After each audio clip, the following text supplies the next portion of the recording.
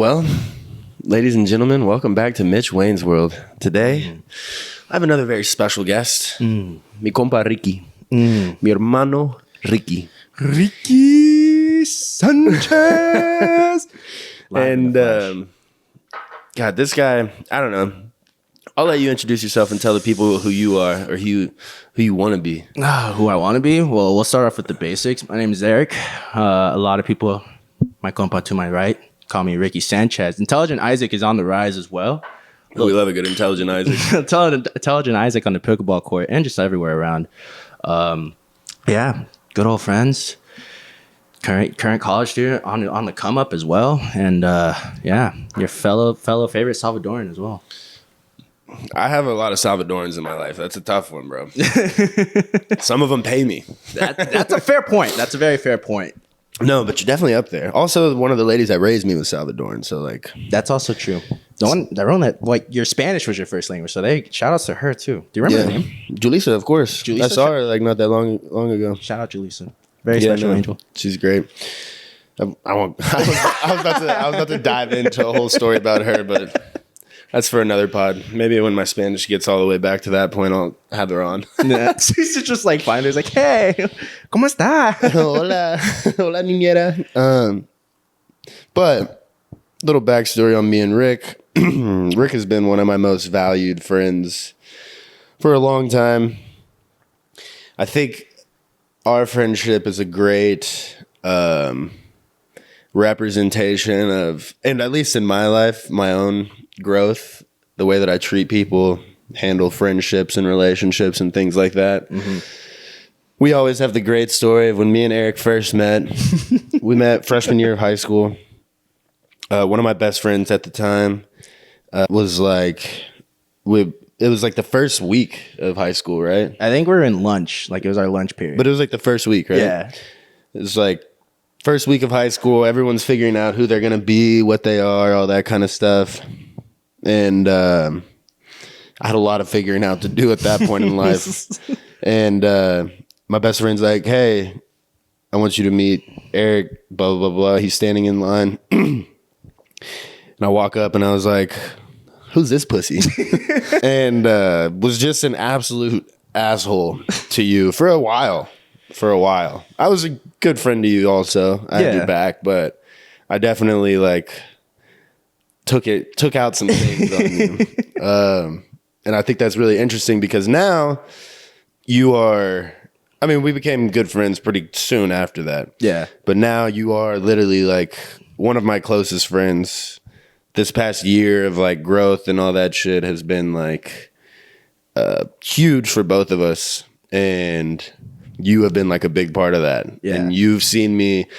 We were joking about it. You're one of the only friends. You've been there. Like I've been close with people at different times, you know, stuff like that. In the pod with Kaz, I kind of talked about that. But yeah, I can't really think of a time that me and you weren't as close. Yeah. Outside, like once high school finished, you were one of the only people that saw me in every stage of life since then. Yeah. So I'm sorry for that. No, I'm so sorry I had to witness that, dog. Nah. But to add on to that also, it's like there's obviously the saying of never judge a book by its cover. That is probably like also a good representation of our friendship very early on, I could say. Because, you know, obviously being in football, there's two aspects of it. You play it because you love the sport. You also do it for the social aspect. For me, it was mainly the social aspect.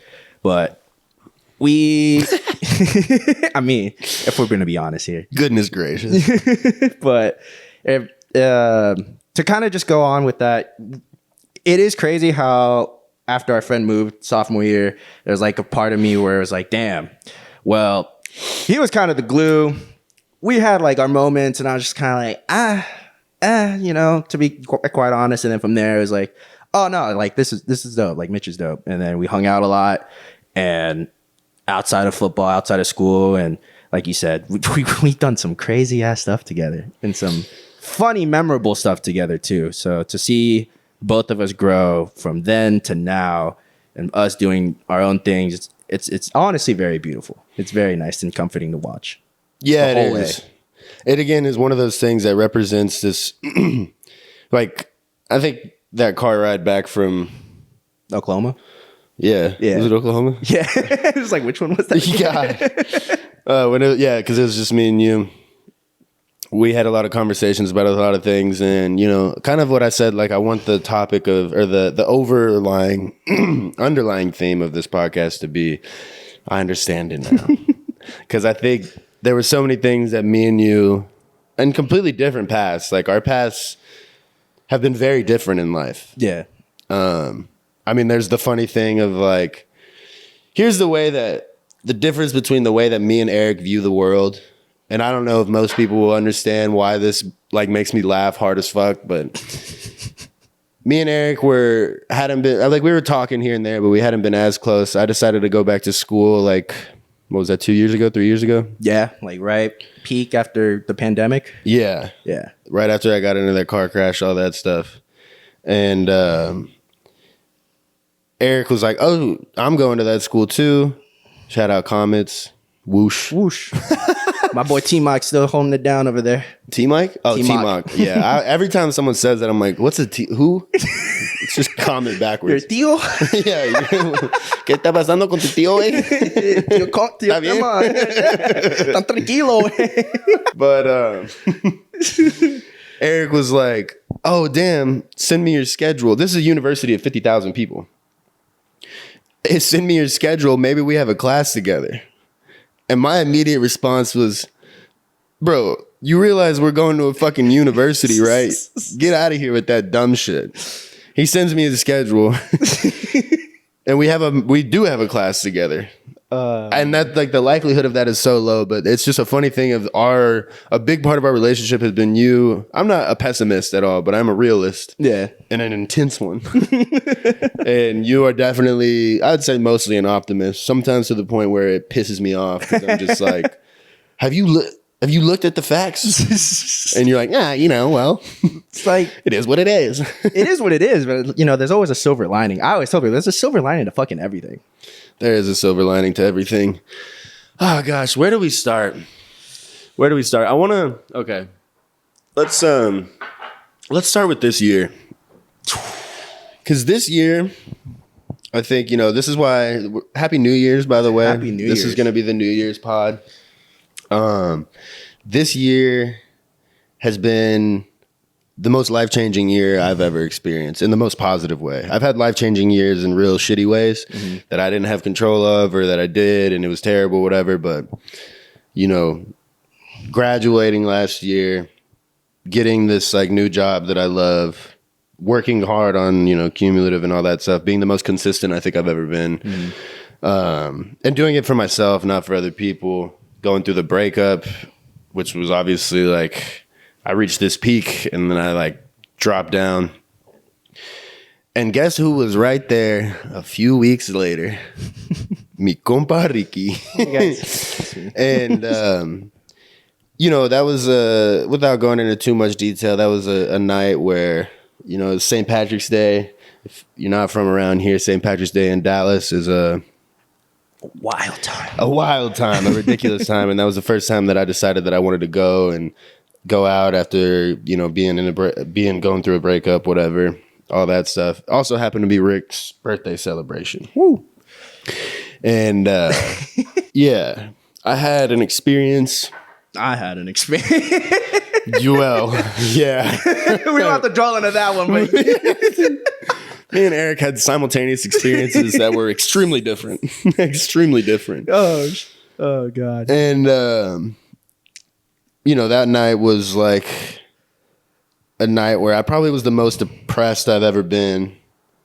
But from an outside perspective, most people couldn't understand why. It was like, oh, you lost a girl, but like big whoop, whatever. And I was like, no. It's like, wasn't like that. It was like I lost the girl, all that shit, blah, blah. And that night I had that fork in the road of going back to old Mitch Wayne with those bad things, addiction to all sorts of things, or this new Mitch Wayne that was going to take all that energy and put it into something new.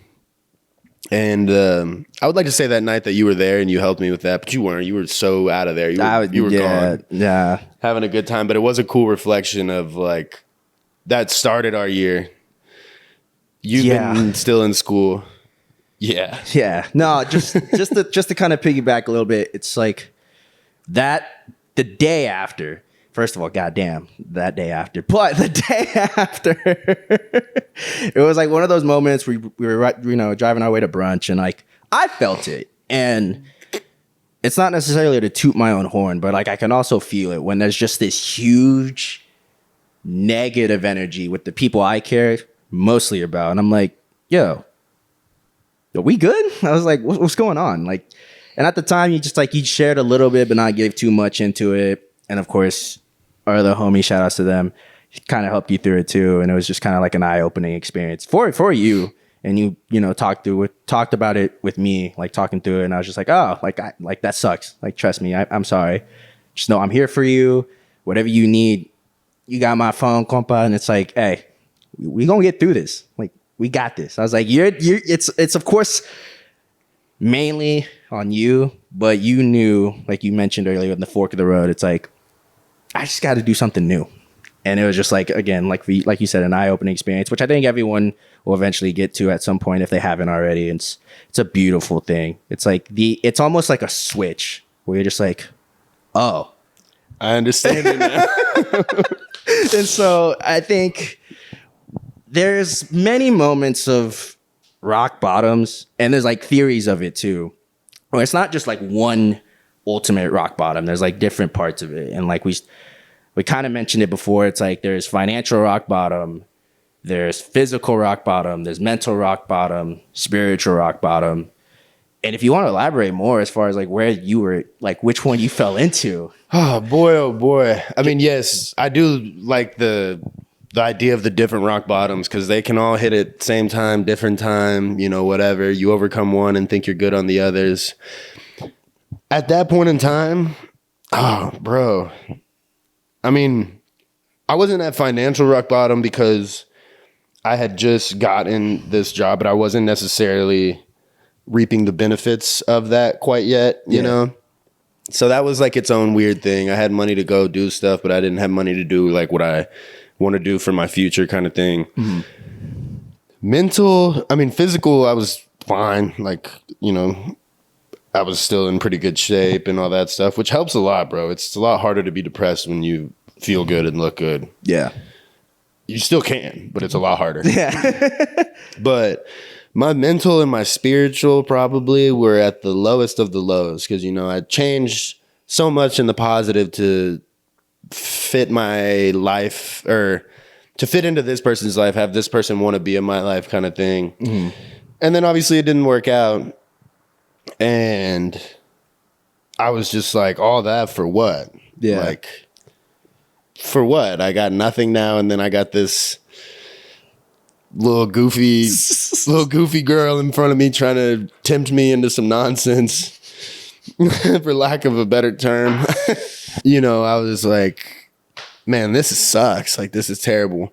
And, it's a decision. It was a decision then to like not go into that, and it's always a temptation and it's cool, but the thing that really pulled me out of that, and this is an interesting thing because whenever you're at those rock bottoms or whatever, I felt so alone and so lonely.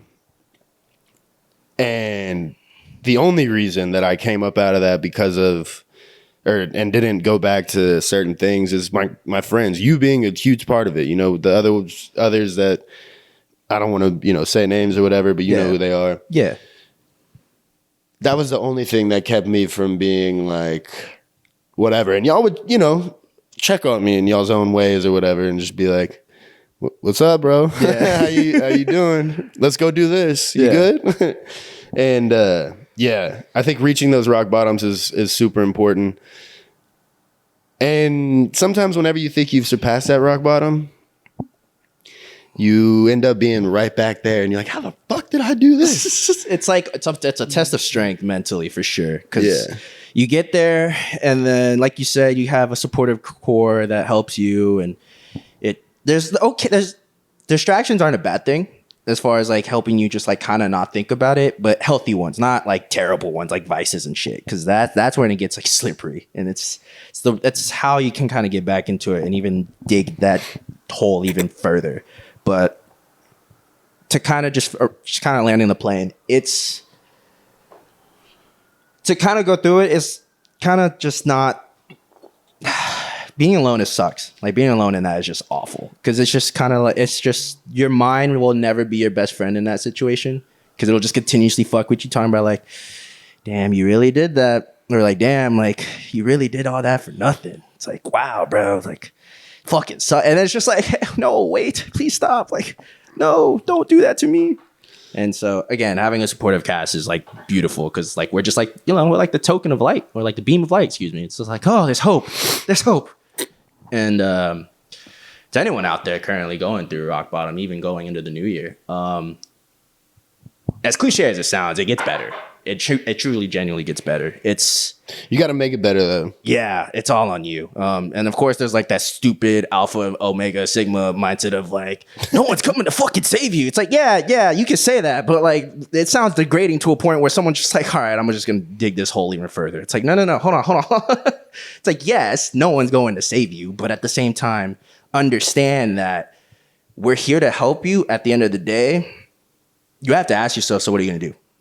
Yeah, I mean it's a combination. It's a combination. But it's a combination of, dude, we could the whole red pill thing, that whole wave, the fresh and fit wave. Bro. I wonder how many guys our age that ruined their life for a period of time or completely. I mean, that whole nobody's gonna come save you, because you know me, I'm a very intense, like, get the fuck up and get going. What are you doing? Yeah. Kind of person. Yeah. And it's really easy to be like, because of, you know, the way my life's gone and stuff like that, to just be like, my struggles are my struggles. No one understands them. Not even a sense of they're worse or better than anyone else's. It's just like, my life is so specific to me. I can't, like, whatever. And that's bullshit. Yeah. That's such bullshit. Because, like, here's the thing.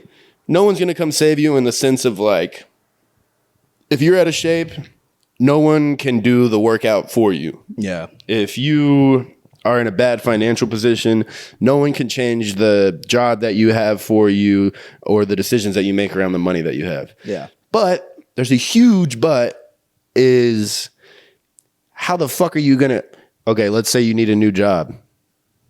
Someone's got to save you a little bit. Yeah. You better go find someone to help fucking save you. It's like drowning in the middle of the ocean. People come by with a life raft and they're like, yo, life raft. And you're like, nah, nobody can save me. It's like, are you fucking stupid? I think there's a story in the Bible about that where he's like, there's someone is drowning in the ocean and he's like praying to God. Like, I hope I'm not messing this up, but he's praying to God. He's like, please save me from this. Please save me from this. And like a boat comes by, tries to help him, like another boat, and then some other thing. Mm-hmm. And he's like, no, I'm waiting for God. Like, God's going to save me. God's going to save me. And then, he prays to God, and then an angel comes down and says something. But God essentially is like, bro, yeah. I sent these things to help save you, and you ignored them. Come on, dog. It's like, what more do you need? Yeah. So it is one of those things of like, yeah, there were times where you'd be like, yo, are you good? That's where a lot of people go, yeah, I'm fine. It's whatever. And I was like, yeah, no, bro. As a matter of fact, I'm not. Thanks for asking. Yeah. And I think that was one of those things where, like, throughout most of my life, we've had those times before, and I've been like, it's fine. It's whatever. And I don't know. That shit is just such bullshit. Like, that's not, and men need to be better friends to other men in that way of like. Facts. Remember that dude we met at the pub? What was it? Last weekend? Yeah. He said something really great. Shout outs to him of just being looking out for each other, like as our core group of friends, which I think is very true. I don't think now, currently in today's generation, like for guys specifically, there's not enough of like checking in on one another. And of course there's just like that bravado mindset of like, nah, bro, like we're good. Like I don't need to share that with you. Like I was like, Motherfucker, yes. The fuck? Like, don't try to like be a hero in your own story talking about like, nah, bro, I got it. I was like, are you sure? Because motherfucker, you drowning right now, and I'm about to send this boat. And if you deny this, I'm gonna be really pissed off at you because I'm gonna send 2 more. I was like, do not do this to me. And like, as a friend too, it's like my resources are limited, so the amount of help that I can give someone only can go so far. Yeah. So it's like when someone is giving me help, it's like, bro, they are taking time and resource out of their life in order to help me a little bit.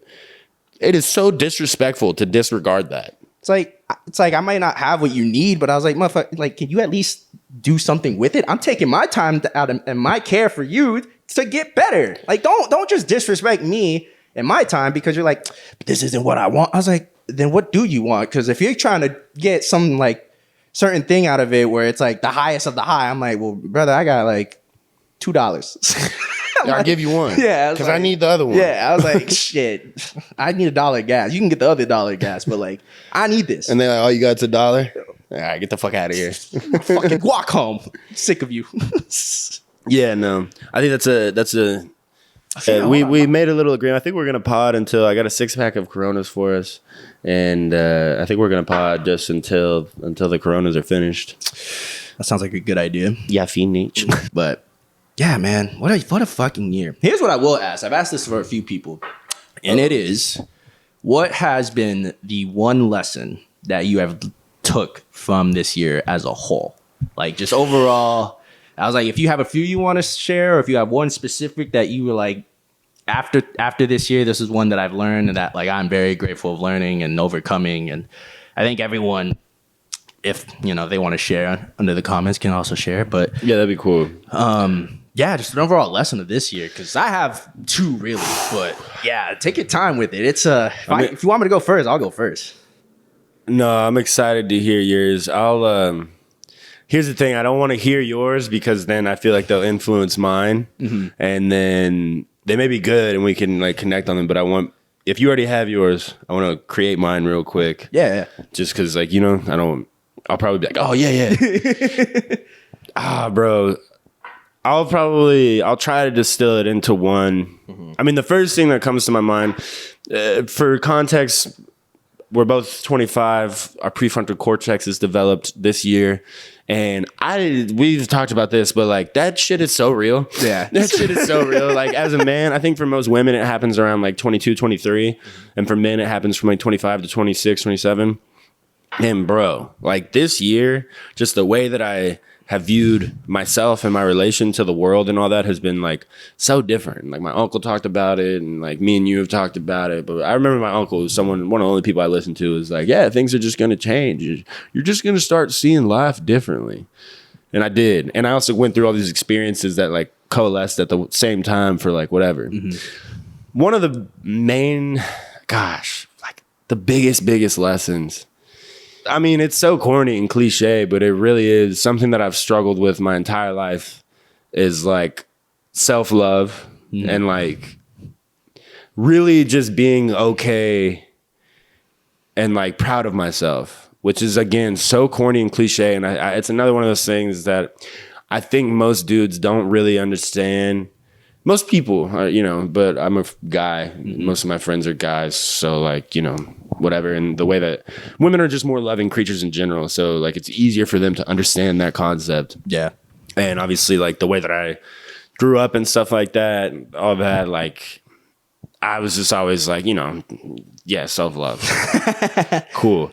And I mean, self-love in the way of like pursuing things that I care about, pouring into the people that pour into me, pouring into myself, connecting with God, connecting with my like physical nature, connecting with my mind, like not smoking so much, drinking a lot more, but also tapering back when it needs to happen. And then just like, I don't know, like really providing myself like there's so many things that you pick up from people that you look up to that perhaps whenever you get older, like you don't realize that those are negative habits or simple things that just hold you back. And so like really taking the time to like step back. This is the first year that I've ever like lived for myself. Like not some girl, not my brother.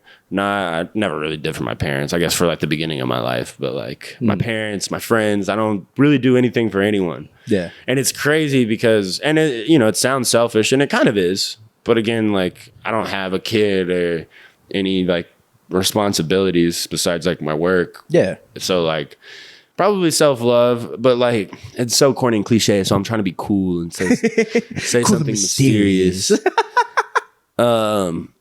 But all the things that I feel like I can say go back into self-love, and like I had, I feel like I was pretty lucky to have the experiences that I had to where I understood the world in this like unique way.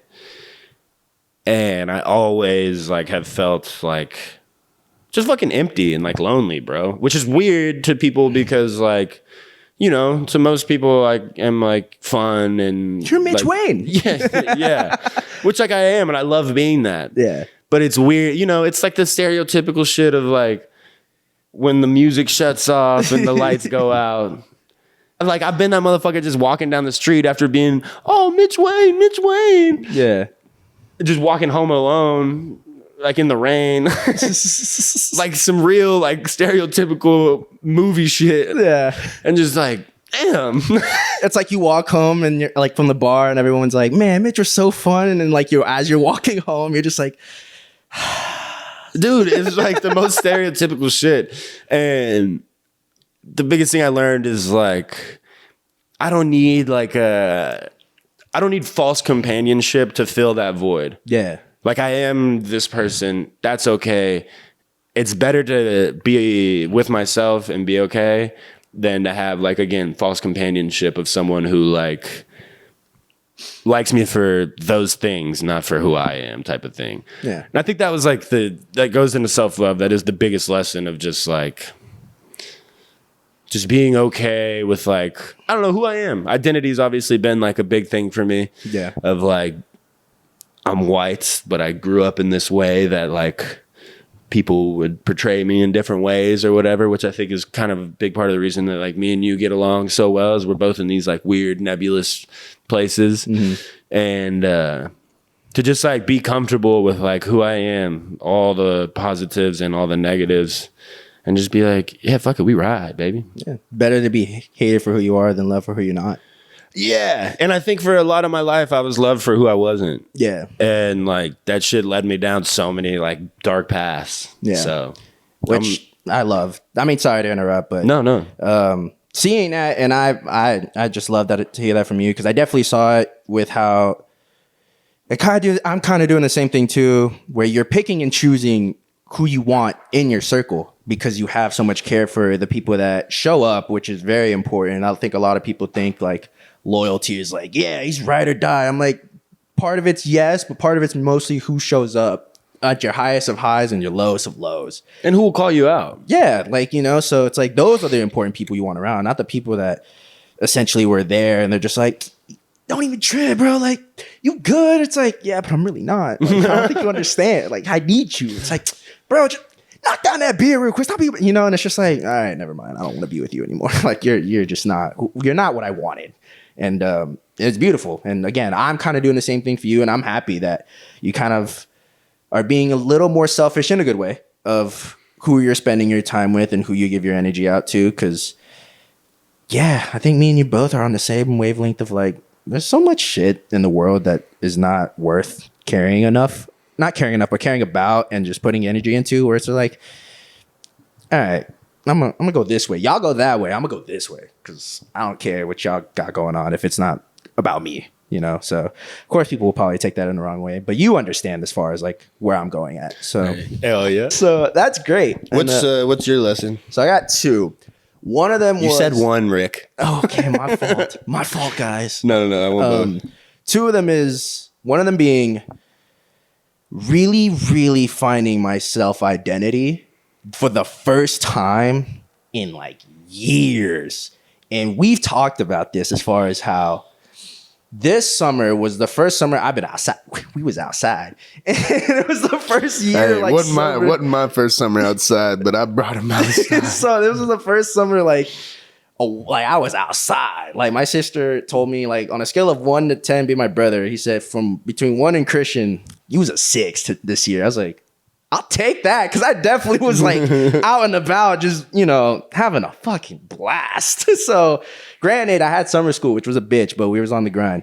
But yeah, like doing shit that I really enjoy and love, and not caring what other people thought or just overall what they say.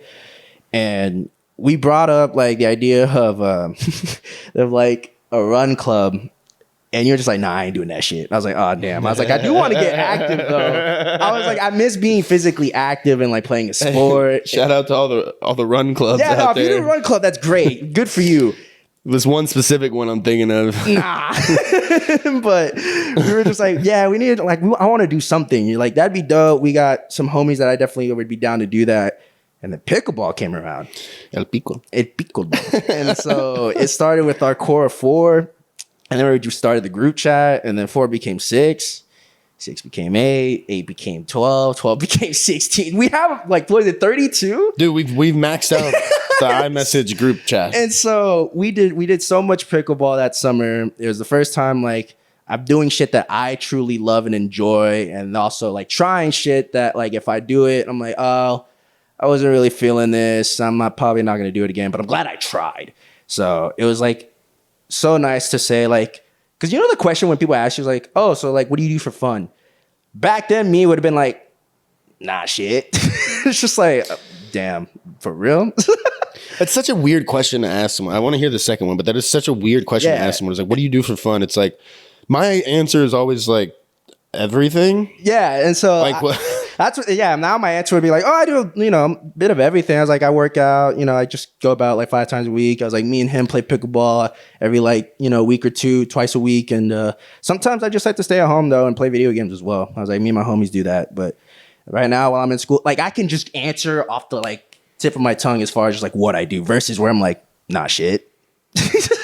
That would piss me off so bad. Yeah, because like, what do you do for fun? Not shit. Because like I've talked about it to you. I was like, I thought this whole time mentally I was an introvert. It's like I switch. I am in certain cases, but other time like we outside.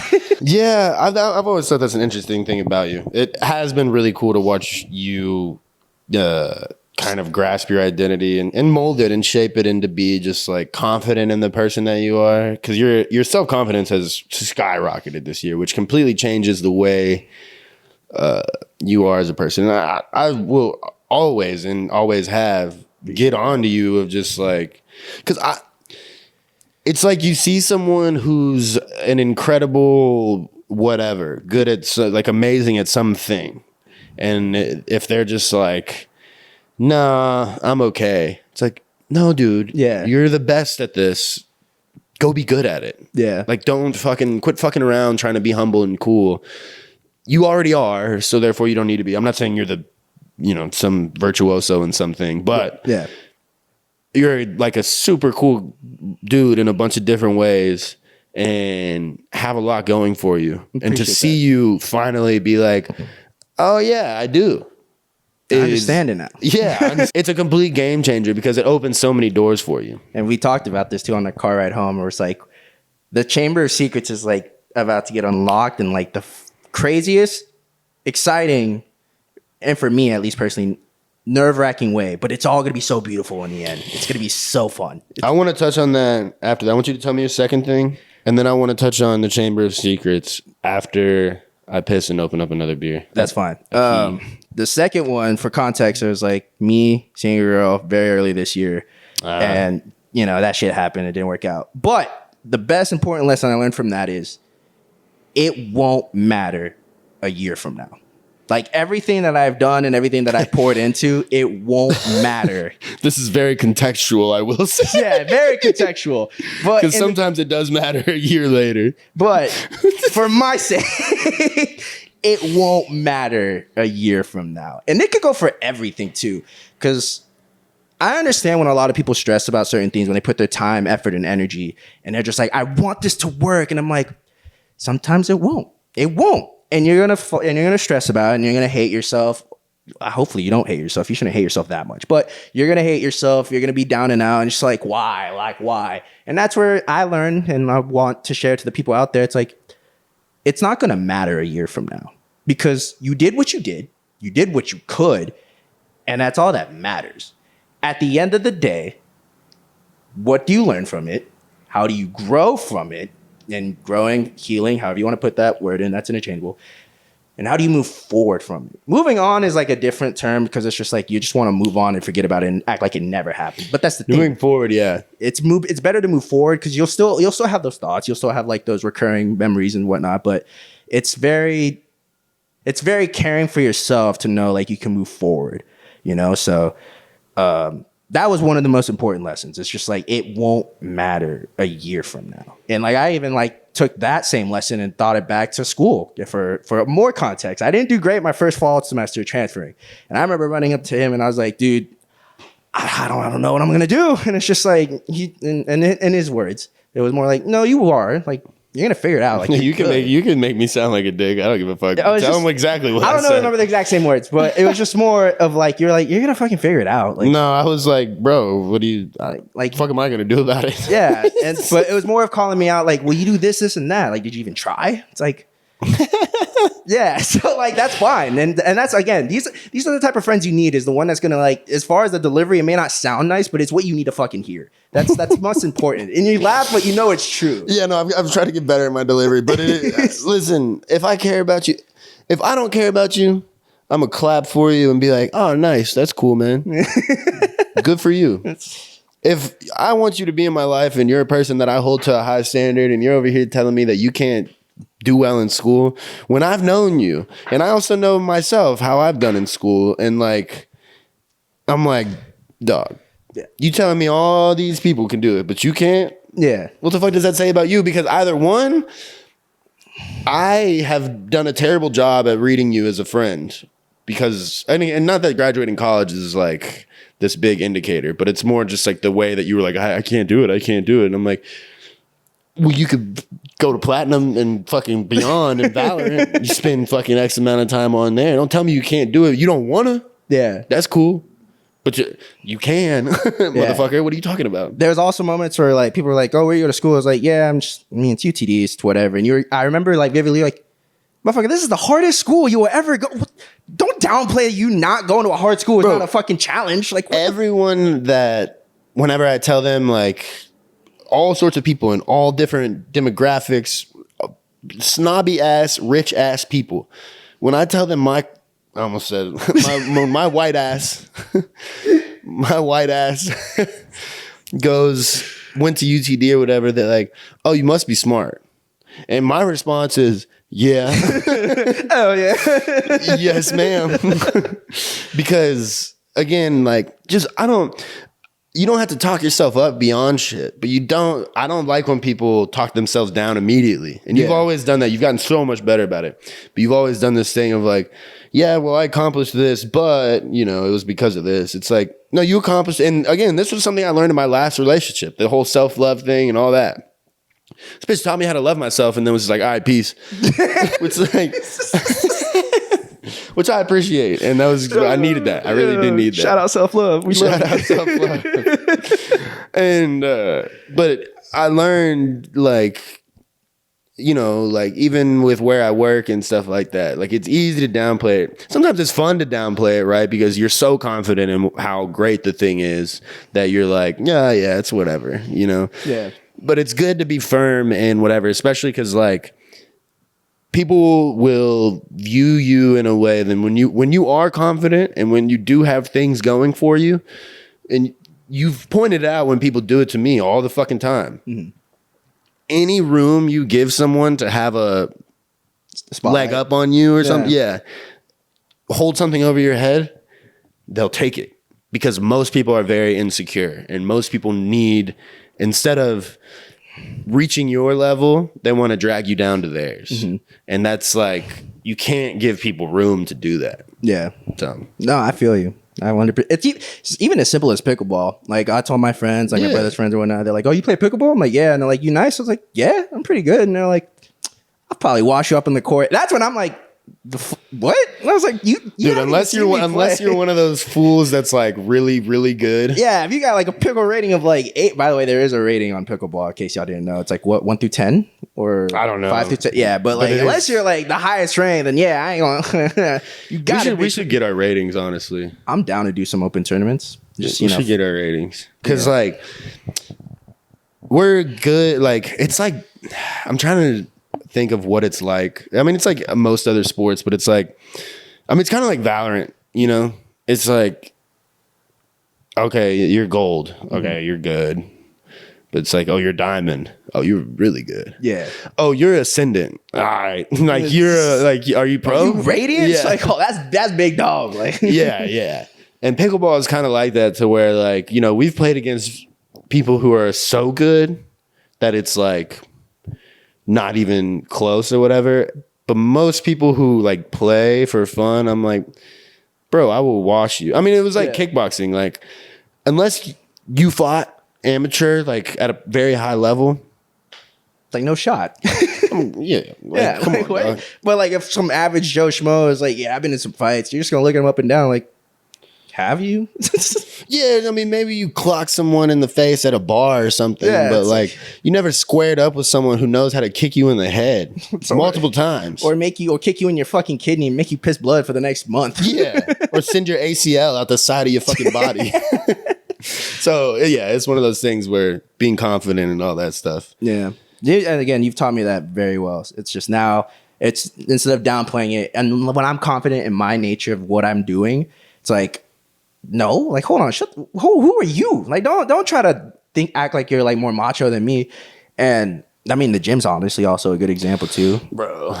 Like there's so many people I know, not know, but like I'll see it, and like I'm trying also not to judge a lot very harshly, because like I do so much. Yeah, I'm trying to be better about it too, and I'm like, I can't judge him, because like at one point I was, but there's just so many kids specifically that just try to move like this way of like 135 or 225s, and their form's just bad. Like, we'll be honest, their form's bad, but they're hype, and I'm like, I get it, because I was at one point in your position too, but like at the same time, bro, lower the weight a little bit, get stronger so you can move that like butter, like please. Dude, the thing with the gym and confidence and stuff like that, it will really show you how some of the adults too, guys that are twice our age. Yeah. The gym that I went to and stuff like that, like it is a very interesting mix of people who are very, very successful, good looking, in good shape or whatever. And then people who are just purely in good shape. And you can always tell those people, because there are, it's kind of like not the opposite of what you're saying, but it's not necessarily the same of what you're saying, because the kids thing is definitely a thing. Luckily, though, the gym that I went to, there weren't a lot of kids, and the ones that did were like legit. Yeah. But a lot of adults who had enough money to go to that gym, like I realized how many grown ass man children there are. And you know me, like I've always like, moving weight has never been a big thing to me. I started weightlifting a lot more this year because, like, bone density and just physicality, like, it does help you look a certain way to an extent. Yeah. But you will, like, it was there's so many grown men who are ripped, jacked, look great. Yeah. But are the most insecure, like, whatever, and always trying to be macho or whatever. And I'm like, bro, I don't give a fuck if you squat 450 pounds. You've never fucking done anything athletic in your life. Like, that shit does not matter to me. It's like the recurring meme where it's like, yeah, I bench 405, and I'm like, yeah, but is this 2-3 gonna stop you? Yeah, and like, bench 405 all you want. Are you good with women? Are you good with your money? Are you good with the people in your life? Are you good with this and that and all these different things? Like, being a man has so many, being a person, but I'm a man, I'm talking about men right now, has so many facets of life that if you're only really good at this shit, I mean, the podcast is another example, or creative shit in general. We were talking about Mac Miller earlier. Mm-hmm. Imagine, and again, there's this thing of like creative genius and like insanity kind of go hand in hand to a certain degree, but like, imagine how much longer we could have gotten him if there was a balance to it all. It's not the best example, but like he was the best at this thing. No, yeah, I agree. But these other aspects of his life, he was severely lacking. Yeah. And, you know, maybe that helped make some great music. But then again, I don't always love that idea, you know, because there's other people that are like balanced and do well that don't have that. When you say you don't like that idea, like elaborate as far as like the habits that he created, or more so the idea that people who are highly creative and highly whatever also have to be like addicted to drugs or touching kids or something like that. There's always something. Yeah. And there is like I don't know, there is something to that. I'm going off on a tangent or whatever, but the interesting thing about me and you, you have always been way less confident than you should be. Mm-hmm. I've always been extremely, like growing up, all these things, I was extremely cocky and extremely whatever as like a defense mechanism of being like, you know, like I'm gonna prove it to everyone. I'm gonna show you all the time. Yeah. Everything's like a proving ground for everything. Mm-hmm. It's been cool that both of us have now, I came down from that and you've gone up to this, you know? Balanced as everything should be.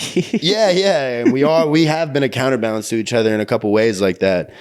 But it's a very cool thing to just be like, damn, I completely blanked. But yeah. Yeah. Well, I was gonna piggyback onto your children of piggyback right now. Right now? Yeah. No, I was just I was gonna piggyback on you with the man children and like the guys at the gym benching 405 and being all macho and tying it back to the whole red pill theory. And it's a toxic mindset to have. And I understand to a degree what like the fresh and fit guys are saying, and like Andrew Tate and all those people. Like I get what you're saying to a degree, but at the same time, does it fucking matter in the end? Like in the sense of like, get the, you know, make money, lift weights, all this will come to you later. I'm like, yeah, but no. I was like, I don't think that's how the world works into that sense, you know? Because we talked about that, and you even pointed it out, because, you know, I would like to look good to a certain degree, because I have like this ceiling and this floor that I developed with working out. And you brought it up, and like, you know, the floor being like, I just want to reach to this weight, to the ceiling being like, I want to reach this certain body fat percentage. And you told me, you're like, yeah, but for what? And then it made me think, I'm like, true. I was like, because that it could go down the deep end of like, will I be satisfied if I hit this certain body fat percentage? Or it's like, will I now all of a sudden get confident if I get to this weight? It's like, it's a weird degree and metric of like, it won't matter in the end. And yeah, then that's where like the red pill theory also comes in, with them just being like, see, if you just work out though, like they'll flock to you. All these women will flock to you. And I'm like, I don't. Not the right ones. Yeah, I was about to say, not the right ones. Bro, this is the thing that I like. First of all, I have so many thoughts on the red pill space. Andrew Tate is like this really enigmatic figure. Mm-hmm. Like he just appeared out of the Matrix. Now in 2021 he was. Yeah. Now he's kind of just like, he shills like shit coins on Rumble, which is like a whole other thing, but whatever. Mm-hmm. And there's the whole sex thing, whatever. But what he said originally and the way he came off and all that, a lot of guys did need to hear. Yeah. And then it goes into this like anti-women thing. Yeah. But here's the thing, you know, the money and the looks are great. Right. But the man-child shit is like, listen, men do everything for the attention of women. That's like, that's how we're fucking wired. Yeah.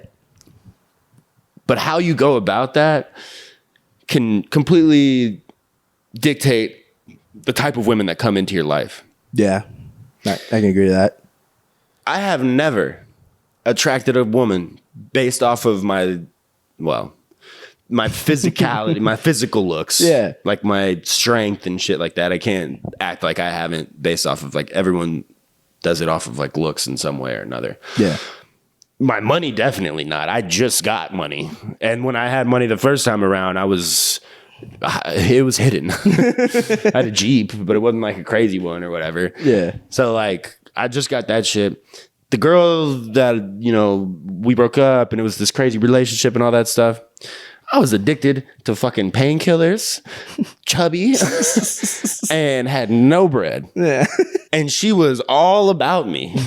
And again, it's like that when we were because that was the context of we were talking about like dating and stuff like that, right? Yeah. And you were like, yeah, once I reach this point with these things, then I'll start dating.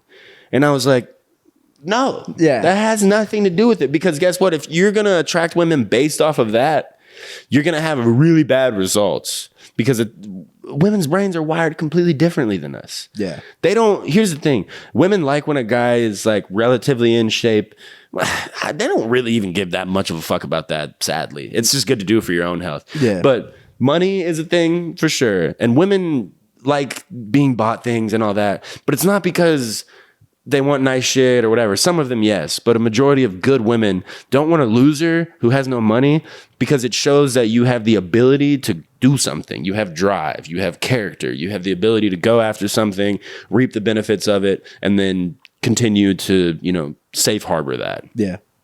And for a woman's brain, that is everything because they're geared for survival. You know, it's like old hunter-gatherer shit. Like, it's, you know, simple shit like that. Yeah. So the whole red pill thing and all this, first of all, it got super gay.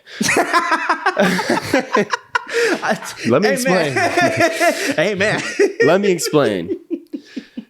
It got very just man-centered, like woman-hating shit of like, let's go find the most heathenist, terrible women in the world who do only care about money and looks, and then prop them up as if they're all women, as if you don't have a sister, as if I haven't dated girls and I don't have cousins and best friends that are like beautiful, amazing women that have flaws, but are not these like women are not gold digging whores. Like, Yeah. there are some, just like there's plenty of dudes that are fucking broke ass losers or rich ass fucking assholes. But that is like a very large minority of people. And when you start focusing in on that, as I did for a period, it warps your fucking reality so much to a point to where like you can't even have a normal conversation with someone, especially of the other sex, without it being flavored by all this like, ugh. Yeah. Instead of just treating people like fucking people that literally are just like, this is where I want to go to the Chamber of Secrets conversation, but I want you to wrap up what you were about to say, and then we can take a break. I'm about to say, you could take it from there. But to land the plane, essentially, it's like red pill theory has kind of poison, not necessarily poison the mind. It's just, it definitely has warped a lot of mind for men as far as like, oh, so if I do this, and that, this will be my metric of success, and this is what I'll attract. I'm like, no, you attract what you put out. That's how that works. That's literally the universe of the law. It's like whatever you put out, you'll get in return. And if you think getting money, having a six-pack ab and a fucking Bugatti is gonna help you solve your problem, Bugatti is gonna help you attract all these beautiful women, I'm like, well, no. I was like, you think, but that's not how that works, bro. Even my car. It's not a Bugatti, but it is like a little two-door sports car and it's flashy and whatever. Yeah. Any girl who has ever commented on that car, terrible experience. There was one girl, she was cool. She was like, oh, is this a JDM? But that's a whole other thing. Yeah. I was like, what the fuck? First of all, who you been fucking? She's like, my brother's a mechanic. And I was like, okay, sit down. My bad. My bad. My fault. Excuse me. I'm a little scared. That's all. But again, like, that is a thing that like attracts the wrong kind of fucking women. That's why I can't wait to get rid of it. Because it's like not the best representation of my personality and the type of people that I'm trying to like have around me. Yeah. You know? So yeah. You just said something though that I was like, Chamber of Secrets. We need to touch on that. Unlocking it and just kind of this year. No. Before that, you just said something. I don't know. We're going to take a quick break. We'll be right back. And we're back. Oh, shit. Just leave me hanging, dude. You got some work to do, Scooby-Doo. Oh, shit. All right, hold on. All right. We're back. One Corona to go. I'm going to smoke a cigarette here in a second. The weather is beautiful, by the way. It's been dreary and rainy all day, and then Eric shows up and sunshine just comes back into my life, huh? I'm the token of light that everyone needs, specifically you, though. Yeah, I don't know about everyone. I need it, though. Yeah, I'd say I can only give so much to everyone, but I'll give it to you for sure. Pause. It's we were so talking about. So we were talking about the Chamber of Secrets. We were trying to tie it back in. I'm trying to remember my train of thought as far as what I said before that triggered your mind into talking about it and diving into it, but I genuinely forgot. I don't really remember. Oh my God, one of my nuts just went back into my body. I'm just getting comfy, getting me all cozied up. I'm cozy over here. I'm just like, hello. Yeah, I forgot exactly what it was, but this Chamber of Secrets concept, this is something that this is a metaphorical thing that me and Aaron, not even, I mean, obviously it's metaphorical. Now, for context, we're not talking about the Chamber of Secrets of Harry Potter. We're talking about a different completely. Is that a Harry Potter thing? Yeah, it's like the second book, I think. You a Harry Potter kind of guy? The movies. So do you think a Jedi would fuck up a wizard? Yeah. You do? Yeah. All right, we good. Come on, Okay, boy. There's a reason why motherfuckers are scared. The reason me and my ex broke up is because she didn't think that. No.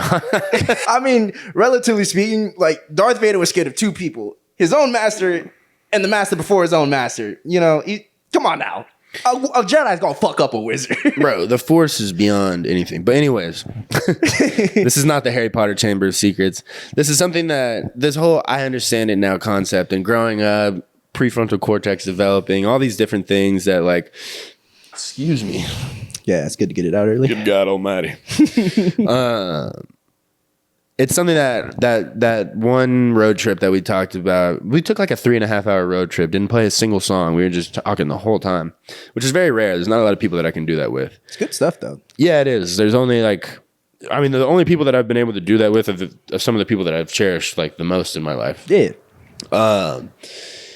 So it can mean so many different things, but we were talking about it in the context of you kind of understanding that it has to do with the confidence thing. It has to do with the self-love thing. It has to do with all these different things tying into one. But the one thing that for you, if I remember correctly, it was this concept of like being able to talk to someone and realize like the realization of like who you are, what other people want, and how to get what you want. Yeah.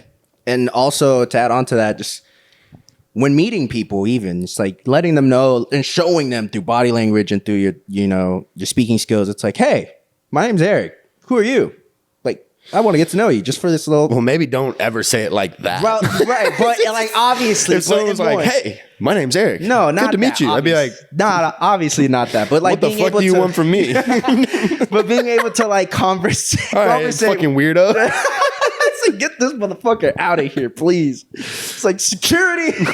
No, more so of like having a conversation with a random stranger, just simply being like, hey, how's it going? Or like, hey, how's your day going? Stuff like that with your favorite barista, your fucking the check-in clerk at your local gym or whoever the fuck. Some random little mora walking down the trail. Yeah, so it's that Chamber of Secret for me for sure, and just kind of like understanding like presenting yourself, body language, just kind of just not going with the flow, because a lot of people want to like say like, yeah, just going with the flow. Yes, but more so of being comfortable with your skin and letting people know like, oh yeah, this guy's like seems pretty cool. He's comfortable who he is. He he's just a normal guy. Stuff like that. Yeah, and it's like we live in such a world where like especially our generation is so starved for normal interaction. And like it's the concept of like whenever you're in an elevator, everyone just immediately hops on their phone and just like starts looking away and whatever. And it's like stiffens up. If you smile at someone and go like, yo, I like your shoes or whatever the fuck. Or you just, it's so simple to just be a normal human and just be like, oh, that shirt's cool. I went to that concert. Like which city did you go to or whatever. Just simple things of like, yeah. People want interaction so bad. And if they don't, they don't. And that's fine. Like, It doesn't say anything about you. It doesn't say anything about them. It's just like, whatever. They didn't want to talk at that point in time. I do have a bit that I kind of want to go into if you have more to say about the topic of... No, go for it. So, as far as our generation regarding... Fuck what I had to say now. Regarding our generation as far as human interaction, I kind of want to tie back, of course, to men, because I think it's important that we as men need to be more interactive in society. Do you believe, and I would like to hear your thoughts, just to kind of hear your thoughts, do you believe that there is like a male loneliness epidemic? Yes, but I do think it goes for females too. Yeah, there's a female loneliness epidemic too. Most girls that I know don't have an actual friend group. Yeah. They just and yeah, I've talked about this with an old girl before who like is a very social, very friendly person, has a lot of friends. But how many of those people, like, she envied me because of the friend group that we had. Mm-hmm. She's like, these people know you. Like, know you. And they've decided that, like, throughout bro, all of our good friends have seen me be a pill popping, pussy popping. I was like, do you want to say whatever, tweaking ass, Let's all the deviant. Shit. Just a complete deviant, yeah. An extreme deviant. And I've hoed some of our good friends. They've hoed me, whatever. But everyone at this age and stage has decided that I am a person that's worthy of being in their life and I add value to their life. Mm-hmm. But there has been, so going back to the male loneliness epidemic, to give a clear answer, yes, epidemic is such an extreme word, but yes, I think it's people in general. I think women are just more oriented to create social groups so it doesn't feel that way, but they are still lonely. I know plenty of women that are like, whatever. Mm-hmm. I mean, like, that core group that I grew up with, they also have that in the female form. You know, there's like 3-4 girls that I've known my whole life. They've been friends their whole lives too. Yeah. That is extremely rare, like extremely rare, especially considering they're not family, they're not whatever. When it comes to males though, people are just more lonely in general. It's easier to have, parasocial relationships. Yeah. Those kinds of things. So, like, yes, I do. I think whenever we call it the male loneliness epidemic, it makes it this problem that's so hard to solve. Yeah. When in reality, it's just like... Go outside. Go outside with the intention of like... I mean, this is a prime example for me. I've always been such a contentious person. Someone says something to me about, nice jeans, bro. My first thought for the longest in my life, because of that fake confidence, that cockiness, my first thought was always like, the fuck? What are you really trying to say? Yeah. When the motherfucker was really just trying to say, nice jeans, bro. Yeah. Give me a compliment. And you can't take a compliment because you're so built in this like world of like, it's me against everyone or whatever. Yeah. And that had a lot to do with the relationship that I was in the time, not the past one, but the one before that. Yeah. And just where I was in life and those kind of things and the things that I was trying to figure out. But it created this doubling effect because then now when I respond to that person who was just trying to compliment me and I'm a dick, they're like, well, then fuck you. Yeah. Because if I compliment someone and they're like, okay, suck my dick, I'm like, all right, I'll show you how to suck dick. Yeah.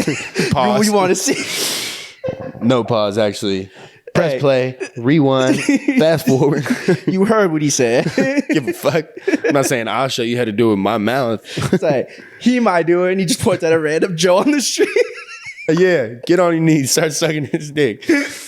Oh, I don't even know if we can say all this on YouTube, probably. I don't know, but anyways. But, so, to answer your question, yes. However, I think it has a lot to do with, like, dude, men since the internet, like, we haven't been doing great. We started dropping out of college at a way higher rate. Our health has declined at a way higher rate. Suicide rates have climbed at a way higher rate. Financial things and stuff like that. And a lot of people can blame feminism, can blame the way the world has gone. You can blame all day. You remember, like... It was a while ago at this point, but we were sitting in Discord with our friend group, and I love y'all. And we talked about this before. I talked about this, I think, on the podcast with Kazra. The core group that we hang out with isn't really a part of it, but there was a couple others. And some of them have gotten out of it. Yeah. Because again, I would like to think that I was a part of it, of being like, hey, what the fuck do you expect? Yeah. There's this vicious cycle that happens when you view the world in a certain way, then you go interact with the world with that viewpoint, and you have that viewpoint confirmed over and over again. It's like women. Oh, women are all terrible gold digging bitches. Well, guess what? The ones that are going to end up showing up in your life are terrible gold digging bitches. If you think women are these amazing other half of men and like, yeah, they're trippy and they're confusing, but like they're dope and we need them. All of a sudden, beautiful on the inside and outside women start appearing in your life. It's like it's the law of attraction, all that. But we were in Discord.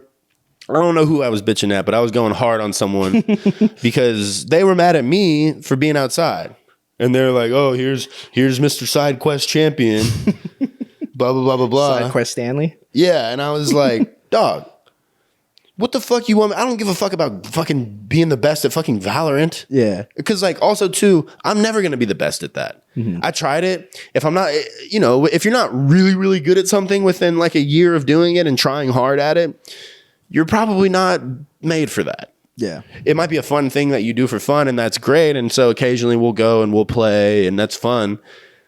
But that's not my gift. Like, it's just not what it is.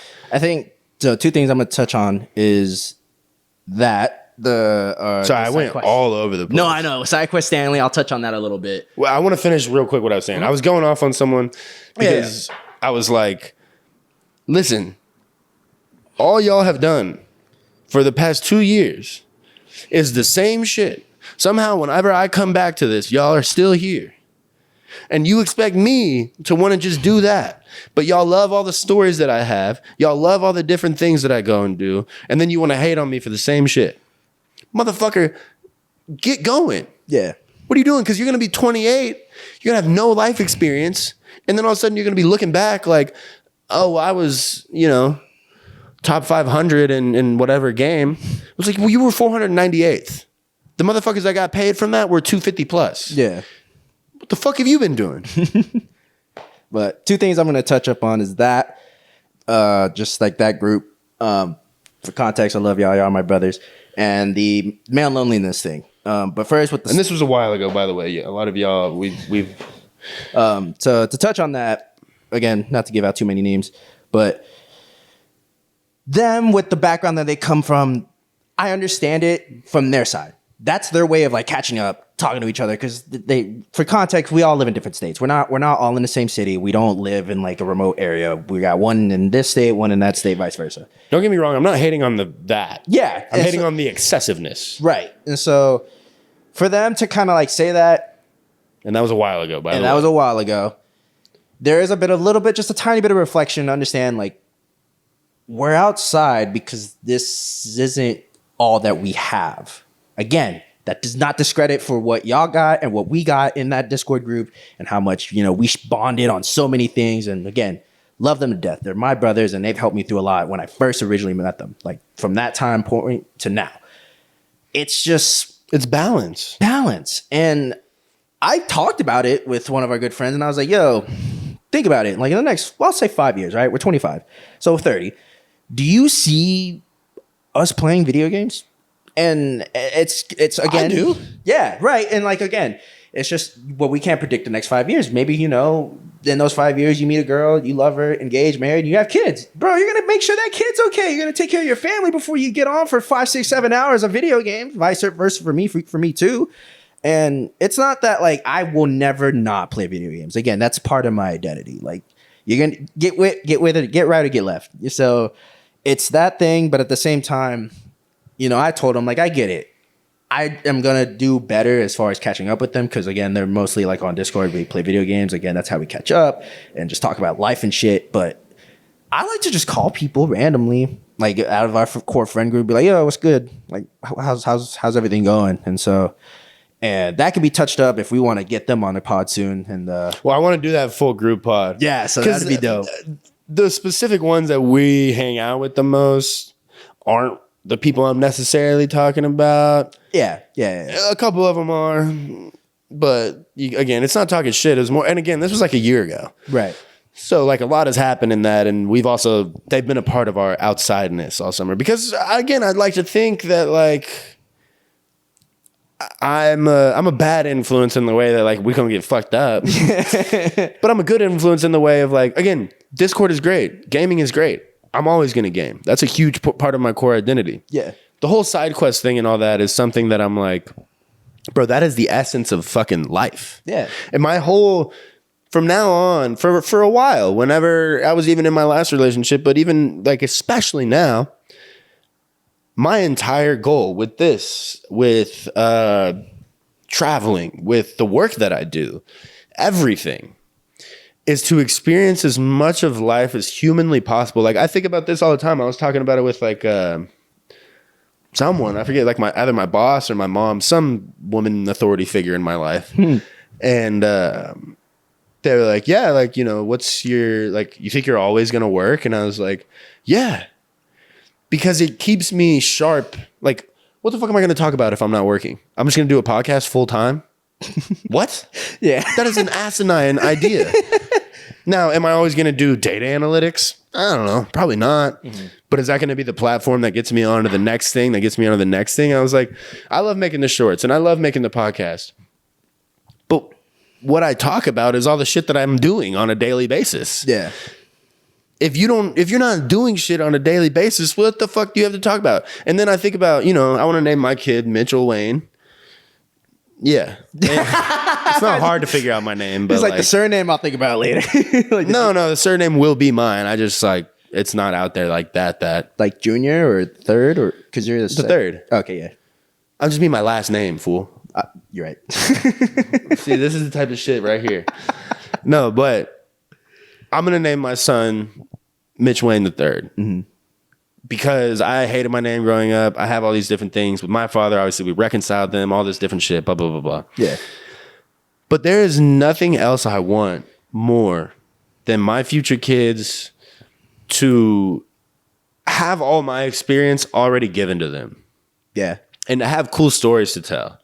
And to be like, oh, yeah, like this, and this. Your dad did this. Like, cool stories my dad has are like building houses for people that are super fucking rich, and that's cool. Living in like a couple different cities in the US. That's cool. Never really traveled much outside of the States. Never really, like, most of his crazy stories are like bar fights. He won a college championship, 2 college championships. She's like, whatever. She was like, you know, where's your championships? I'm like, bro, I don't give a fuck. It's like there's some cool like things to look at, but mostly it's like it almost has a negative connotation, which I'm seeing, like what I'm hearing. Yeah. And again, like, we're in a great place. Love the motherfucker. I'm named after him. Whatever. But there was no, and you know this. You've been there for my entire life. You've seen my struggle with that. Yeah. There was no life experience given on to me. I'm like, okay, bro. Yeah, I'm good at football too. It's just like, lucky you won a fucking championship. That doesn't. You were also 22, 23. Like whatever the fuck. I don't care about that. What is the world like? Yeah. But he's unable to really tell me. And it kind of shows in the way that he moves or moved. Yeah. And stuff like that. So the whole side quest thing and all that is just like, again, wouldn't it be the saddest thing in the world if your kids were like, oh, Dad, tell me about this. And you're like, I don't know anything about that. When instead it's like, oh, Dad, tell me about, I don't know.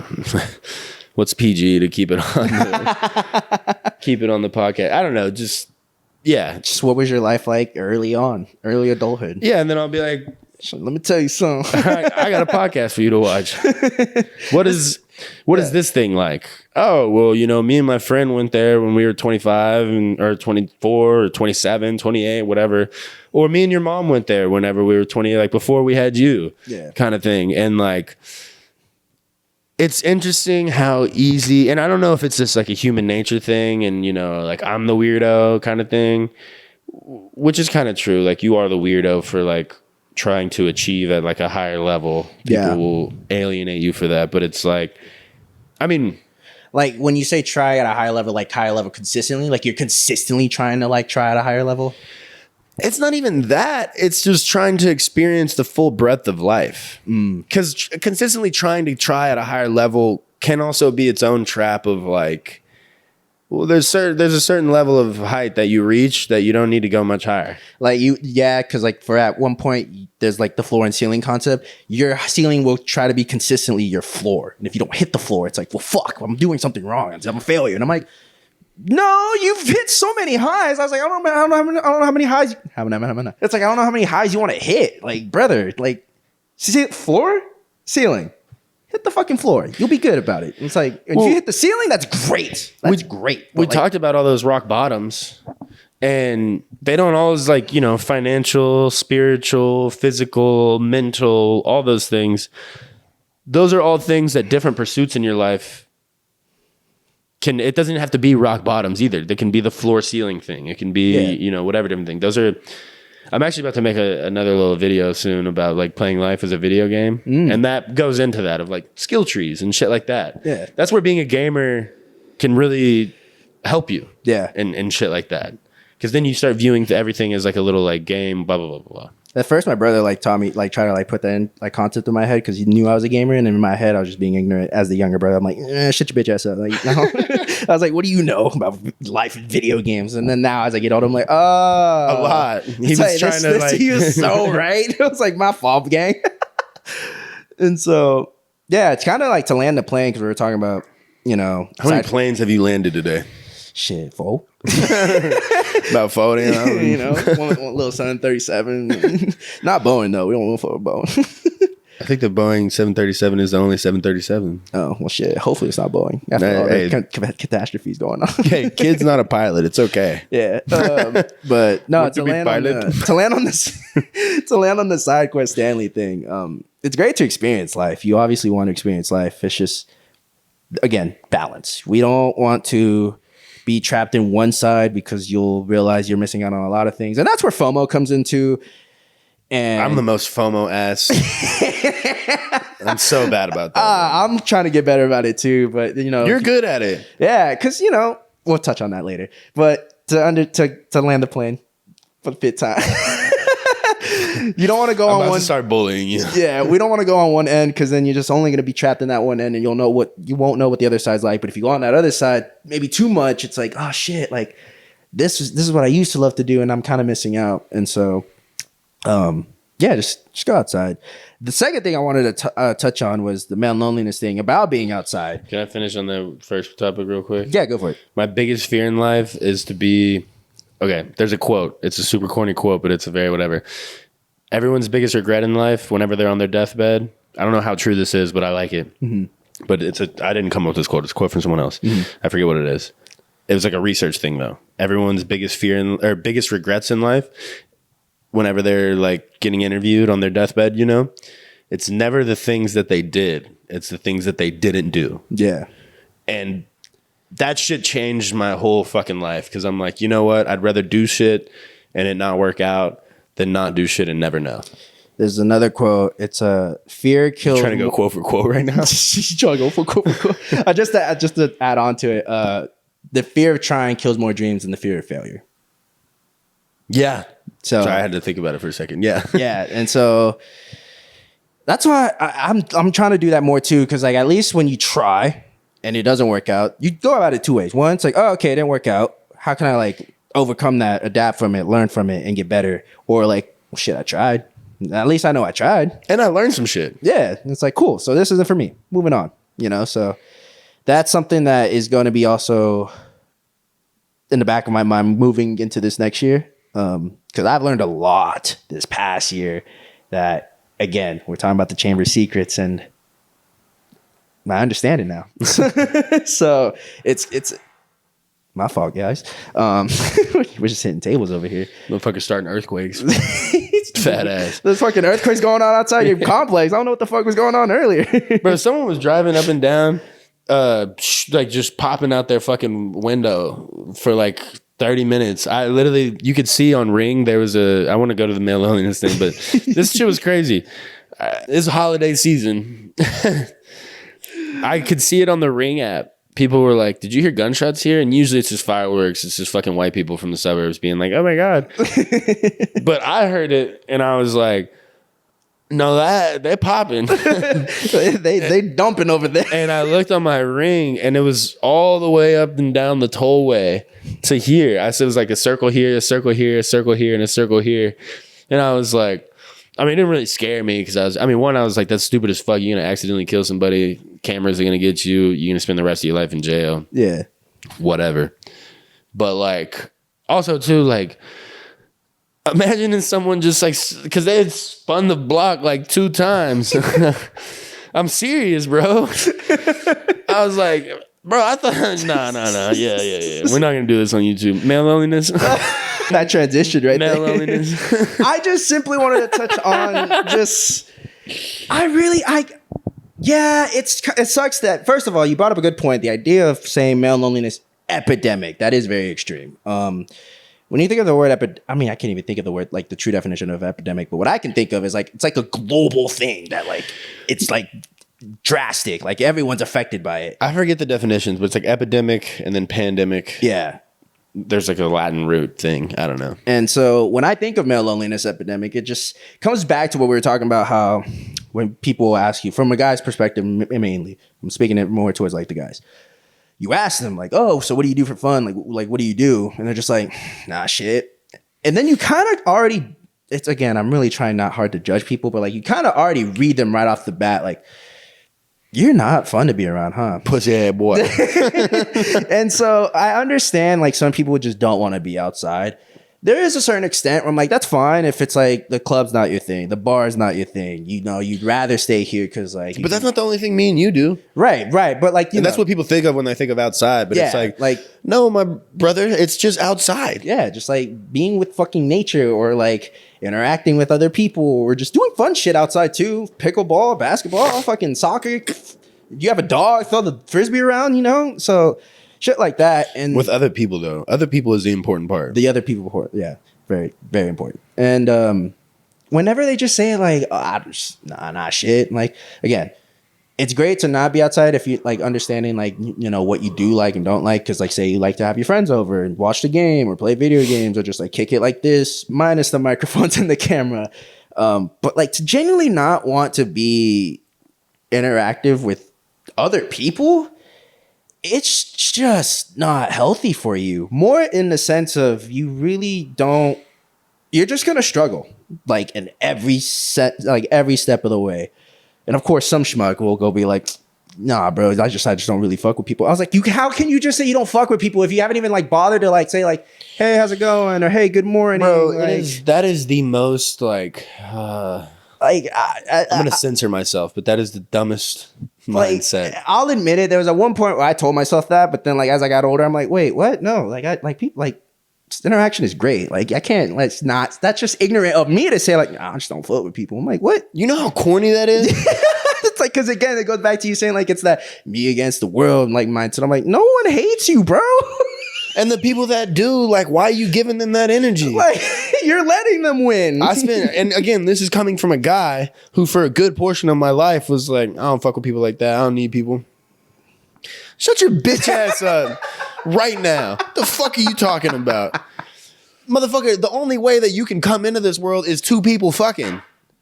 How the fuck you gonna say you don't need people? You crazy. You must have lost your whole damn mind. That shit pisses me off so much. And the reason I get so hype about it is because I think about myself. Look at that motherfucker right there. There's my graduation picture.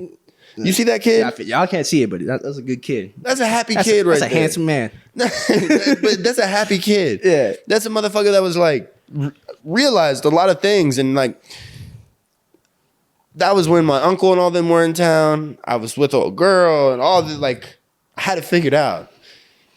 Obviously, it didn't work out that way, but my life didn't really change that much. I still smile like that because it was a realization of like, yeah, bro, I do have people that care about me. I don't need to fucking focus on the people that don't care about me or who have done me wrong or things like that. I need to focus on the people who do care about me and you know what? Even people who care about me have done me wrong. Yeah. Whatever. Let them have the space and the time to do what they need to do and give them the grace that they need. Yeah. because I've gotten the grace from people and stuff like that. It's like this whole I'm gonna do it myself thing. That shit, I've thought like that for so long, and I know how toxic that shit is. And it's like, it's a ridiculous fucking mindset. There's 8 billion people on the fucking planet. And you telling me you don't need any of them? Well, guess what, motherfucker? When everyone's teamed up and you're all alone, you're fucked. Like, you're fucking fucked. To add on, dude, we're getting no push from the algorithm on this. I've said fuck probably like 97 times. Oh, fuck. Oh, whoa, wait a minute. We good? We good? My bad, y'all. Something happened to the computer. We good. No, but to add on, our good friend from my Discord group was talking to me about it because there was a point in time I was like, damn, like, I don't know if I'm being like a good friend. This happens a lot for, I would say, me, but mainly I feel like this also happens for a lot of guys too. Like they question as far as like, am I a good person? Am I a good son? Am I a good brother? Am I a good friend? Like all that. You know what? I don't think they do. I don't think they do, but like, I'm gonna be real with you, dog. Hey, but if they do, I feel you is what I'm trying to say. But then we had that conversation. We expressed our gratitude and appreciation towards one another, and I'm like, damn. So I do really have good friends that care for me, and to kind of to make sure I'm on topic of what I'm trying to say. Sharing those achievements and really sharing with your friends like what's going on is important, and it's just important enough to know like it's never always going to be this me versus the world thing. Because one of our good friends was like, yeah, dude, I just want to know what you're up to. I was like, I know you don't get on a lot, but I was like, just call me every once in a while. I was like, it gets lonely at the top. I was like, but if you share those achievements with people, trust me, it feels way better to like have people that care for you that are excited for what you've accomplished.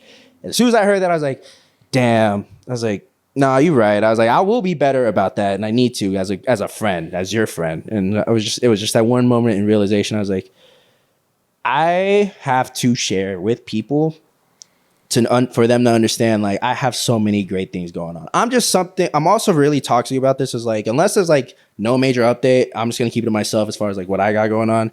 But if there is a major update, everyone's going to fucking know. Like, that's just like, like he said, like, our friend talked about like, I think Eric's pretty private enough. He wouldn't like, I think he can like go off the grid. And you're like, no, he can't. I was like, if I ask him right now, he'll tell me what's going on. I was like, there's no fucking way. No shot. He's like, and I know me because I'm very private. I was like, but Eric, he ain't private. I was like, if I ask him right now what you up to, he'll tell me right off the bat. See, the funny thing is, I'm really not that private. I'm a pretty open book. I'll tell anyone anything. But I just don't like always feel the need to, because the people that do need to know already know. Yeah. And if they want to know, ask. Yeah. Like, and I have that policy with everyone. So the thing is, if I ask you like, what's up with this? And you go, oh, nothing. I'm going to give you one more chance, and I'm going to go, for real? Because if you want to say something, say something. And then you go, yeah, nothing. I'll be like, all right, cool. And then you bring it up, I'm going to be like, motherfucker, I gave you the chance. It's like, now I don't want to listen. Yeah. I mean, it's like with so many things in life. But yeah, I like what you were saying. And so, yeah, it's just share your achievements. Anyone listening out there right now, like, please share your achievements. Share your failures too. I think that was, when we talk about the self-love thing and what I was talking about, I've been at the proverbial top. I mean, when I talk about like when I got real lucky with crypto and all that during COVID, and I had more money than a 21-year-old knew what to fucking do with. It wasn't millions at all, but it was a good amount. I mean, paid for cars and school and not a lavish lifestyle, but a very silly, fun lifestyle. Yeah. A good, silly time.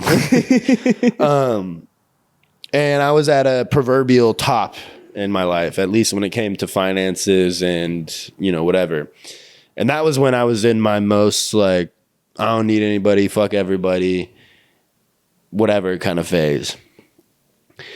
Well, a year and a half later, I'm at the lowest I've ever been, my lowest of lows. I fucked up my knee, the painkiller thing, ran through a bunch of people that didn't give a fuck about me, women that didn't give a fuck about me. I don't know why the fuck I said people. I'm like, damn, you swing both sides? I wasn't down that bad. No hate, but like, come on.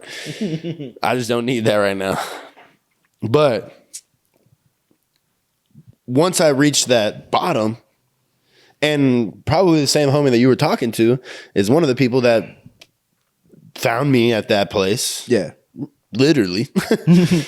And was like a good friend. You were also one of those people. And I had to completely rebuild a lot of things because I was so selfish and so like, fuck everybody.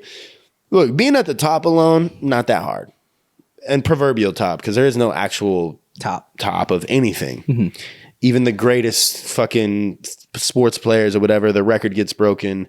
It's an arguable thing, this and that, whatever. Like LeBron is at the top of the top of the top. Yeah. But everyone will still come running and be like, no, he's not. No, he's not. Like, all right, dog.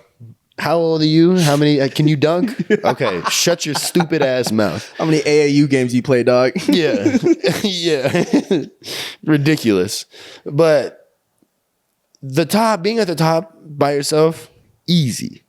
Because you're at the top. Yeah. You don't give a fuck about nothing. You've got it. The thing that you were chasing, you got it. But you're not going to be there forever. Yeah. And when you're not, that's when you need the motherfuckers who pull you out.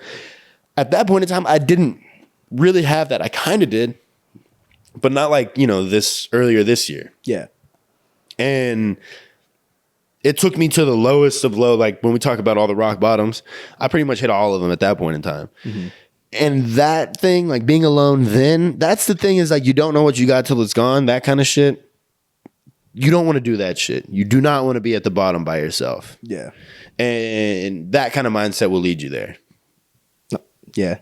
I was just saying, I was like, I'm gonna be honest, I haven't hit there yet, but like And you probably won't, honestly, because it's not really in your character. You'll hit a different kind of rock bottom at different points in your life. Maybe. But it will hurt. What I'm trying to say is like, it will be one of those things where it'll test my strength and it will test my faith, which that's another conversation that we can kind of dive into. I don't talk about it too much on here because sometimes it kind of alienates people, whatever. But yeah. I mean, it's fair. I mean, just long story short, I'm just kind of like slowly but surely kind of understanding that concept. I had a good phone call with one of our friends. And it was like nothing serious. It was just more of like, this is happening like between me and my sister. And I was like, it's all good. I was like, Discord or other? Other.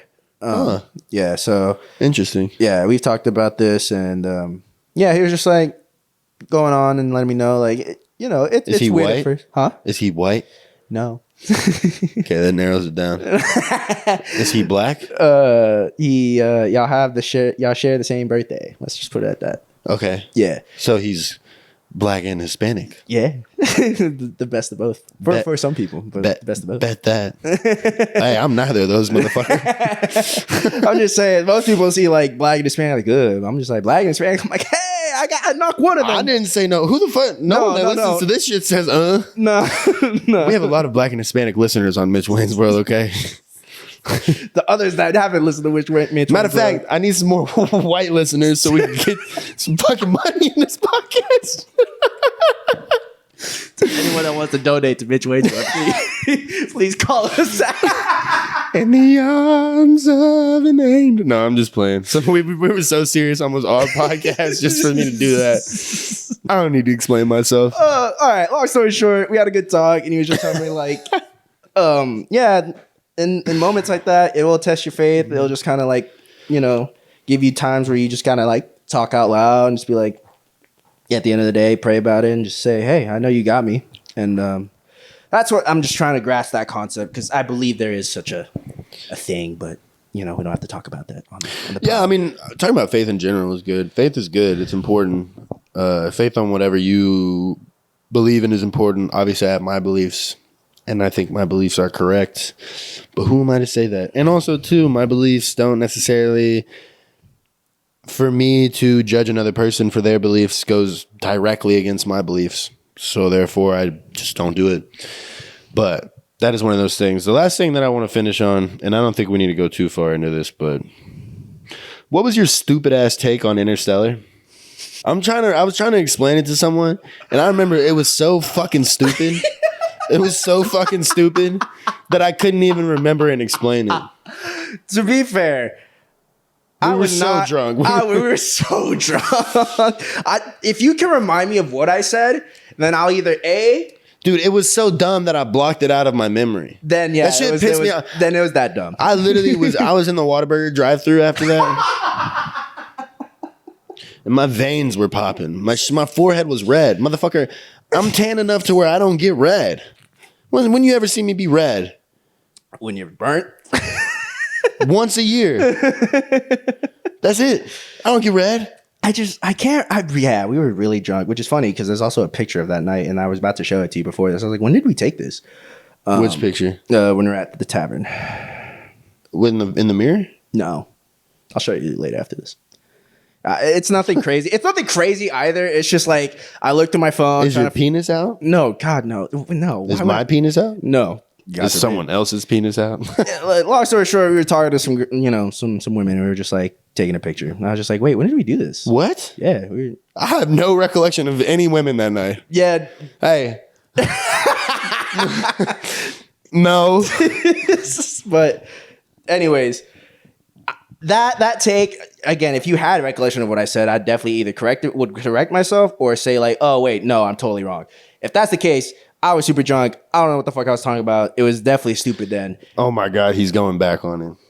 And yeah, I'd have to rewatch the movie to understand what I was trying to say. It was some stupid shit, I'll tell you that. I'll agree with you on that. You know, I genuinely don't remember what I even said as far as my take.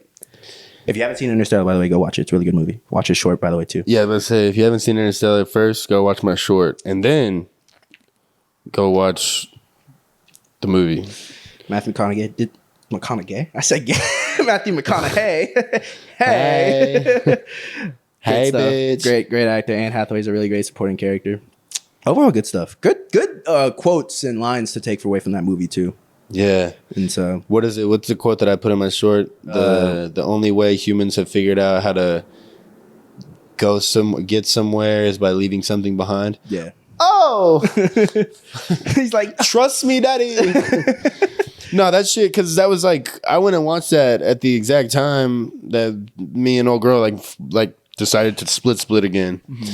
And I was like, fuck. The glass shattering moment. And I just enjoyed it, of course, for the movie itself, but also because it's Christopher Nolan. Christopher Nolan has done some really great films.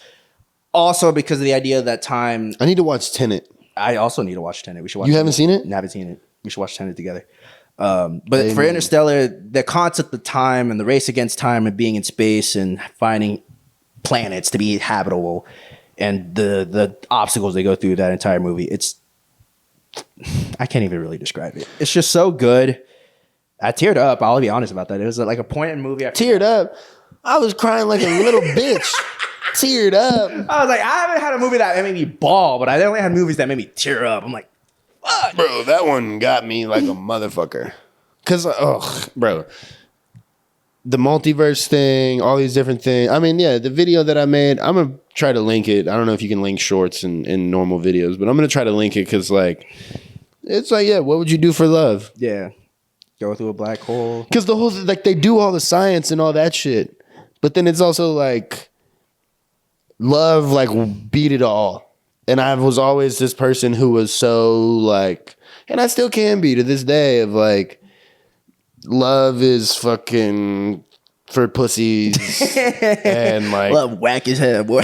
yeah, and, like, being soft. You know, like, I always equated being kind and loving to being soft. So I always was, like, kind of a fucking dick. And I still am definitely not, like, not a dick. That's part of my personality. I'm just, like, a straight up person. But I've put so much more, like, love into my life, and I've been shown how to love and things like that, to where, like, I don't know, that shit'll really, really change you. And it's like love transcends, like, space and time and physics and all that shit. Like, it just is a thing that, you know, people do stupid shit for it too. He's like, boy. Exhibit A, let me tell you something. It's a quote. It's not mine, and I have some quotes that I often read sometimes. It's love wins all. It's cliche, corny, but it's simple. Love wins all. Love wins all. I want to flame you so bad right now. You talking about? Where are these quotes? Where are these quotes? You want to see? Oh, it's in your phone? Yeah. Okay. Yeah. That's better. Yeah. I didn't make this shit up on the spot. I can't. No, think I of know a quote you on the didn't. spot. Yeah, I know. I didn't. No, I've already shared that quote again. The whole Chamber of Secrets thing. You remember the Steve Jobs quote? I've already said it on here before. You did. The fact that you kind of almost like remember it word by word is very impressive. Yeah, it's something along the lines of like, once you realize that the world is created by a bunch of people who are not that much smarter or better than you, you start to realize that you can kind of poke on one side and something on the other side comes out, and you can manipulate like what's going on. And you're just as good as all the people who created the rules and all whatever. Mm-hmm. Life starts to really fucking change for you. And that's where we understand it now, ladies and gentlemen. Yeah, ladies and gentlemen, we understand it now. Eric's going to be back for sure. Yeah. Hopefully for the rest of my life. Yeah. I ain't going nowhere.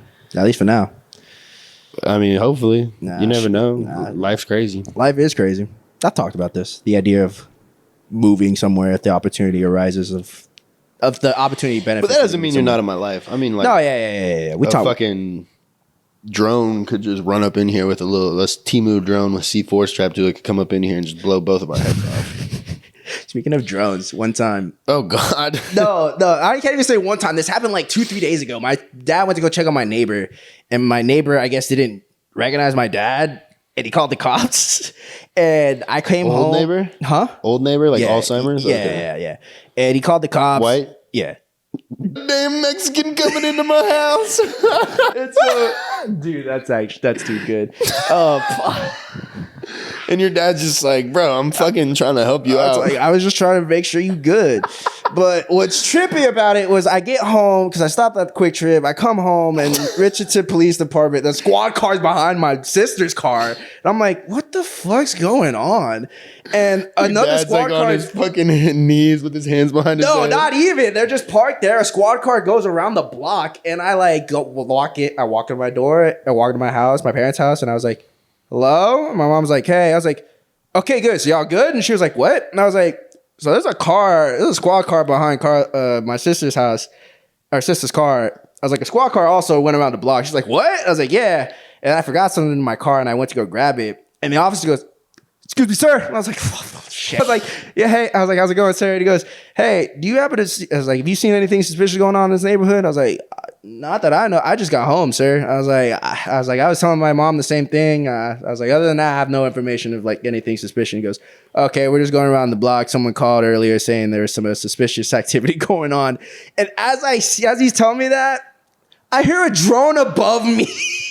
I just said, hell no, boy. I was like, yo, I was like, I'm gonna get my ass back in this house.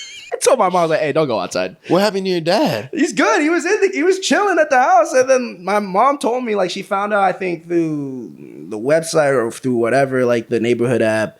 And she asked my dad. And it was like, because she talked about it. My dad was like, oh, I mean, when I went to go see our neighbor, and he goes, that was you? And he was like, yeah. And I was like, you had him call Richardson Police Department. And he was like, oh, for real? And I'm like, Dad, you can't just be going in knocking on your neighbor's door without like, you know. What you mean? Yes, you can. Well, you can, but like, our neighbor just talking about like what are you doing at my door? I'm like, hey, it's my pops. He knows you. I was like, does he have like Alzheimer's or something? I think so, yeah. Like he's very I'm about to old. say, what the fuck? He's old. Like I would have to guess like 80s, mid 80s. Hey, if your dad came to my door, I would open, but I'd be like, listen, I already got it all taken care of. The roof is good. The fence is good. The plumbing might need a little work, actually. Or if it's like something suspicious, like I got it. I got a gun.